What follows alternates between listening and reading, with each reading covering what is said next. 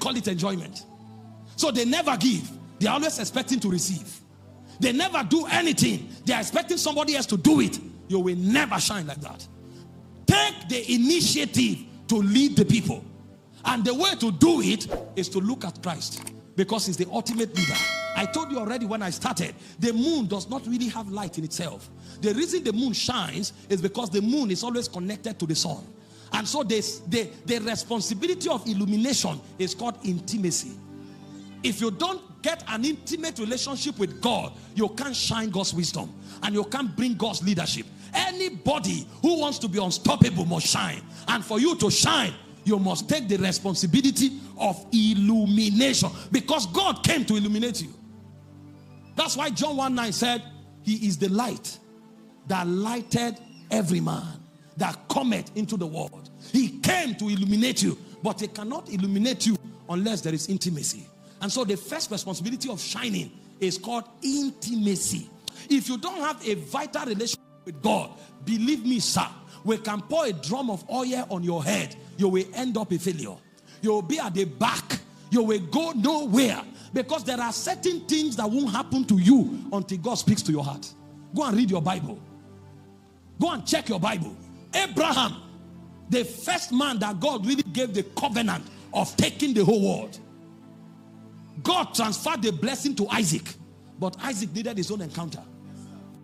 Isaac transferred the blessing to Jacob, but Jacob needed his own encounter.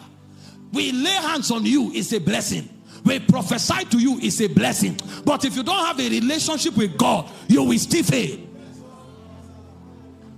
This charge, give I thee, Timothy. That was Paul talking. If you see Paul in a vision now, you will be so excited. You will tell yourself and tell the world you have received the mantle of Paul. But this was Paul who was working with Timothy on a daily basis. He said, this charge I give you, Timothy, that you fan to flame the gift of God that is in you through the laying on of the hands of the presbytery. We have laid hands on you, but you need your own intimacy to keep your own fire burning.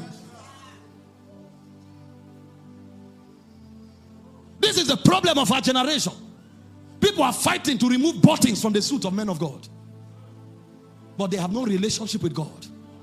People can travel for weeks to go and wait for a man of God to see them, but their Bibles are dusty. Their altars are ashes, and they think they will be light. You are only illuminated you are only shining to the degree that you are illuminated. And for you to be illuminated, you need intimacy. I have my own altar. You must have your own altar. I shine from my altar. You will shine from your own altar. If you don't have intimacy, you will never shine. Number two, responsibility of light is in the area of influence and dominion. The Bible said in Matthew 5:14, it said you are the light of the world. But for you to act and to function as light of the world, you must have a walk. It said, let your light so shine among men. How do you let it? That they may see your good works. Then they glorify your Father. And so the second thing you must do is responsibility for relevance. Is responsibility for influence. Is responsibility for dominion. And that responsibility is tied to your service. Is tied to the works of your hands. Many believers are doing nothing, but they are expecting that the grace of God will lift them up. And even when you commit something to their trust, they have 1,001 excuses why it was not done well.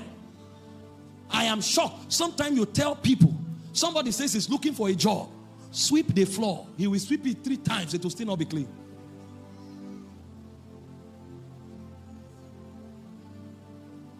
They don't have anything doing, but the little one God puts in their hands, they don't do it well. Meanwhile, their rising is tied to faithfulness. There's nobody God carries from the bottom to the top without giving something to do. In Luke 16:10 and 12, it says, if you are not faithful in little, you can never be faithful in much. So forget dominion. Forget influence. You'll find somebody doing something. He said, this is what I do for a living. And then you look at him for 5 minutes without any thorough vetting. You see 1,001 errors. And then you are wondering. Recently, we were working on a facility and they brought a painter to paint it. I looked at the wall that the guy claimed he screeded. I said, is this screeding? He's screeded and painted. If you see the edges of the wall, you can see the contours like S. Because even the paint could not be on a straight line. Now that kind of person may be sowing prophetic seed. He will be attending conferences like this and struggling for man of God to speak over his business, to lay hands on him. If a king employs you and you do that job, you will either bring the money back or they will arrest you. Because when kings come, it's the brightness of your rising they come to. You are walking with your hand. This is the best you can produce. No, you are not yet ready for destiny. The Arab guys have three principles. Speed, excellence, and affordability. You must be able to do it the cheapest way, yet not compromise on excellence or compromise on speed. And everything you do must be innovative. If they come and see you do something that they have seen before, it means you are not the guy for the job. Everything you do, there must be creativity. So dominion is not a gift. Even if it is proclaimed over you, you must do something. God blessed them and said, be fruitful, multiply, replenish, subdue, to have dominion. So the second area of contention is in the area of finding something to do and being the best at it. I'm talking illumination. Look around your world today.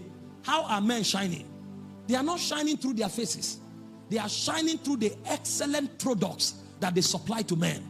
This microphone I'm using is a brand of a company. When you say Shaw microphone, it is known globally. That is called shining. Even the clothes we wear, there are those who have become billionaires from clothes. They are known globally.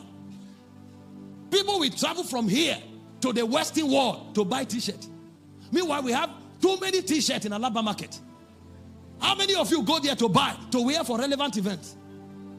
But you wear, you want to show the logo. Because they have learned how to perfect what they have. You must learn this truth as a believer. Listen, prayer is not just about charging and sweating. When our fathers prayed, they saw things. Noah prayed and created an ark. There was something he did that the whole world depended on. He prayed and created the whole dimensions of an ark. Moses prayed and built a tabernacle. When you pray, when you engage God, there is creativity in you that should be awoken.